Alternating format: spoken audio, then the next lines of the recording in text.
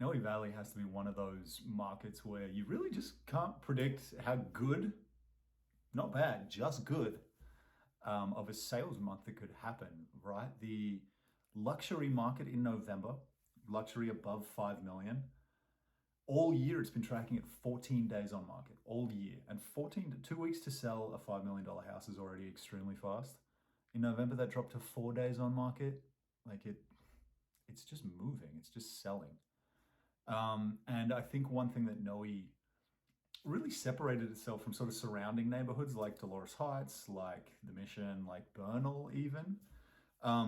Noe quickly became sort of the, I don't want to use the word Pacific Heights of south of Market, but like the most desirable neighborhood with the highest price point sales and the fastest sales across the board, all pandemic. And I think the reason that that happened was as South Beach and Soma and Mission Bay and all these like high rise urban dense areas sort of started to evacuate, everyone really just like picked a neighborhood that they always wanted to live in. And that just happened to be Noe, which still has Silicon Valley access, which still has downtown access. And buyers just really sort of started flocking towards Noe. And the condominium sales really ticked over in November. There was still a handful of really good sales. The median house price, the median market, which has basically just continued steadily increasing for the last 4, 5, 6 years, is about to eclipse 3.5 million. It costs on average $3.5 million to buy a single family home in Noe Valley. And that has truly been a result of the pandemic, because when the typical higher priced point, like 3-bed luxury condo buyer in that sort of $2 to $2.5 million range, when that condominium buyer sort of stopped looking at downtown and stopped looking at close to downtown neighborhoods and just said, it's time to get a house, we need the accessibility that this location has, that is focused directly on Noe, started driving the price point up for all kinds of different houses. And even indicative of sort of the winter months in Noe Valley, a developer of mine built 486 Duncan. I should say purchased 486 Duncan, completely rehabbed it, and he needed to go on the market at the end of last year, which when we really didn't have sort of the security and the comfortability of what the pandemic real estate market looks like. I remember I was thinking to myself, and he was seeking four and a quarter, like 425. And I was thinking to myself when he launched that listing, like, this is going to be a really hard time to get top dollar for this type of a property. But it sold within a week. In December of last year, like December of 2020, which was sort of the peak of the challenging real estate market in this pandemic. So Noe, I think in 2022 is going to break every record that it's ever set. I think the market is going to steadily continue increasing, and I don't really see a slowdown in sight. So with that being said, come jump inside the data. I want to show you behind the scenes and sort of show you what I'm looking at. We can go over some sort of more significant data points. So pulling you behind the scenes, this is InfoSparks. This is what we use to get sort of a lot of our data and our trend lines sort of analyzed. First thing that I love to do, I want to show Noe Valley compared to San Francisco County in general. So this purple line will be Noe. The orange line will be San Francisco County. And we're just going to jump into condominiums at first, because I think there's some interesting stuff in these condominium trends. So I've got the last 3 years, so you can sort of see what an established 2018 market, and even like 2019 was kind of low until we hit October. You can kind of see what regular markets look like, and there's a decent degree of seasonality. Like, this is the turn of the year. October peaks, October, November sort of peaks. November's a odd month to peak. But then it sort of tapers off January, February, and starts to pick up again.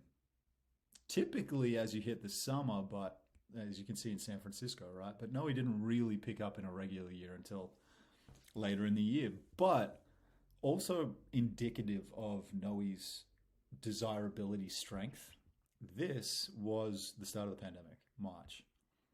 Like, data dropped off a little bit in April. There's a couple of 1.5 sales and it jumped to 1.7, but it basically stayed strong all the way through the start of 2021. And then it's sort of back to status quo, right? Like business as usual.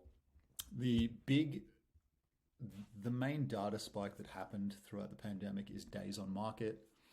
And as you can sort of see, like as the year dragged on, properties sat on the market for a really long time, and January, February 2021 was across the board one of the hardest periods of the year to sell real estate, just because it's the winter months, it's the pandemic, people wanted nothing to do with being in San Francisco in general. And we didn't have an end necessarily in sight back then. But as you can see, this like drastically dropped off when you got to summer of 2021, and properties in Noe were selling in 10 days again, 12 days, 10, 12, 8, 13. Like this is quick. This is really fast. And in the condominium market, if they had outdoor space, if they had a patio, maybe they had access to a private deck in a shared backyard, these properties sold so much faster than the ones without. That's still a really strong trend that buyers are looking for. Private outdoor space is selling like hotcakes. But then flipping back to the single family home market, and what I kind of want to show is just a trend over the last X number of years in sales price. It just keeps going up. If I track back 10 years, of course it's going to keep going up. But like this steady trend line is so true now. If I go 3 years, like it's still significant. We're eclipsing 3 million. We've had a couple of months eclipsing 3. I think we'll eclipse 3.5 probably by March or April of 2022. And that's just because, and like look back here, like low 2s in 2018, 2019. Like that's $1 million jump in the span of a short period of time. And it's like I said in that video, like I said in the previous part of this video, it's the condominium buyer that was buying the $2 to $2.5 million condo is now not remotely interested in the $2.5 million condo. They want the house. And they want it in the neighborhood that they want to live in, that's got Silicon Valley and downtown accessibility. It's Noe, it's Bernal, it's Glen Park. Those are sort of the three that are winning right now. The north slope of Bernal is doing really well.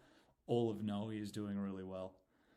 But across the board, I think you'll continue to see this price continue creeping up. If you own a property that you thought was worth 2.2 to 2.5, I would not be surprised if you could get 3.2 to 3.5 for it in the next year or two.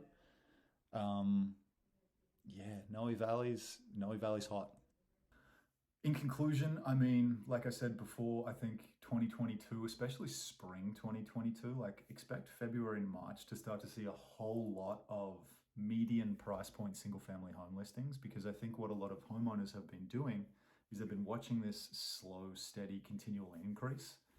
And come spring 2022, they're going to be like, when they thought that maybe their house was worth 2.6, 2.7, if you can put it on the market for 3.2 and potentially get it, I think we're going to see a lot more turnover at higher prices, and I don't see the buyer pool falling out. So it's going to be active. As always, ask any questions, leave a comment, text me. I'm here to dive into the data with you. I'm here to research with you. I'm here to sort of provide insights and learn them myself as I go. So yeah, here to help.